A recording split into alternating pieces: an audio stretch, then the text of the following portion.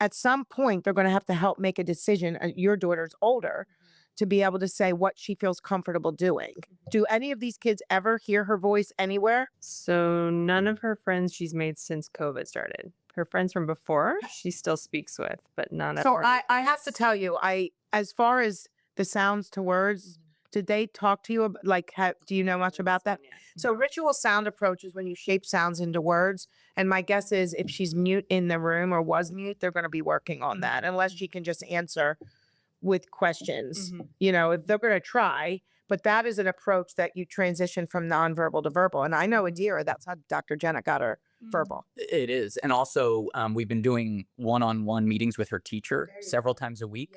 And we start with those kinds of exercises with a pom-pom in her hand and trying to move the pom-pom with the different sounds, which Adira loves. But this past time we met with her teacher, we started with that warm-up. And after doing it once or twice, Adira says, I don't need to do that anymore. I already talked to my teacher now. And so it's like a concrete thing in her mind. Like I saw the light going off, like I'm comfortable enough now to say words in front of my teacher. I don't need to do this right now, Right. Yeah. So some children need that ritualistic column by column by column. Some young children start by a blowing sound, which is what you're describing, but some will just push air through their teeth, or, but then they get to their like up, cat, dog. And then eventually it's like, what's your favorite animal? And they look at you and you go, write that down. And then they sound, and then there they go. And once they realize, they repeat that in class away from the group. So I'm giving you strategies to kind of work to get the verbalization going, but also in as far as it's talking to the children about their comfort and what they feel they can do. And does she have friends outside of school that she sees? Is she mute with them? She's mute with her friends outside of school. Yeah. She's a ritual sound approach kid. So she needs to unlearn their conditioned mutism. She tried something like this with her speech therapist a few years back, but she was at that point like, I know you're trying to trick me. So the And you're ritual trying sound, to get me to no. The ritual sound approach, with all due respect, is a very specific type of treatment where it's very cognitive, very aware. You're not tricking them. She knows what she's doing, when she's doing it, how she's doing it, with who she's doing it with, and the location. And it's comfortable, basically. yeah, and the awareness and control. And it's very chart-like with a child her age. So I'm just saying, I feel like that's a strategy that I would definitely talk with like the clinicians about if I am sure they're implementing this. Anyway, so that's that. And also did you understand the part about the gradual and what if they heard her voice? What if they heard your voice? For Ida, What's this that happened say? recently, actually. I was in a car with a friend and she called me on WhatsApp video.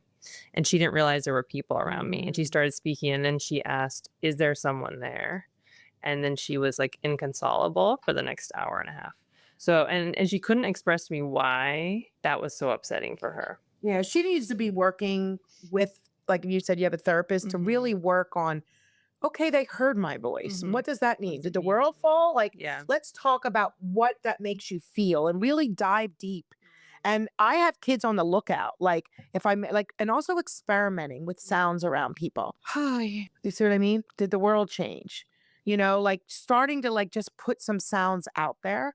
It's also a natural evolution to whisper and speak in a quiet voice as they're starting to get quote unquote their feet wet, their voice wet, right?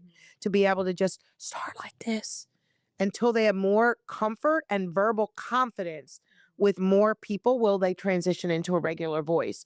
So for people that are all about why she's whispering, why she's just, it's lack of comfort, confidence, and verbal. Well, it's lack of connection sometimes, comfort, and also verbal confidence.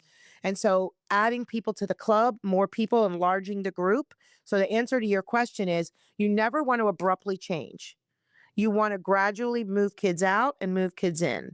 So there's a handout called Buddies, Buddies, and Buddies, and I'll affix it to this episode.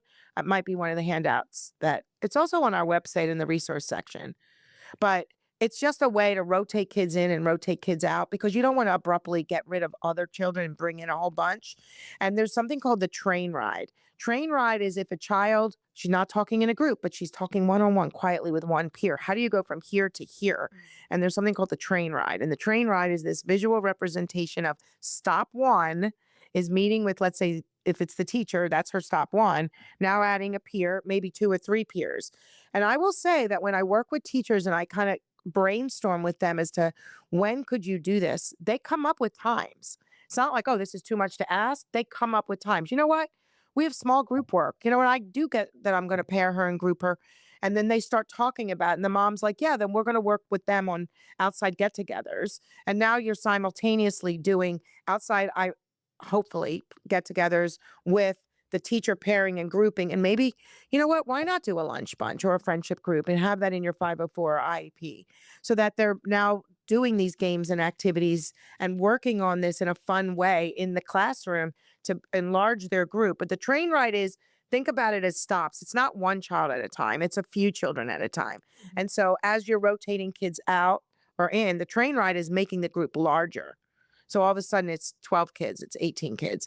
But the point is you start here rather than go from stop 1 all the way to stop 8, right? Which is a huge amount of kids. You have to, from this population, you need to take it small and then enlarge it slowly and gradual rather than throw them in the deep end. Interesting, right?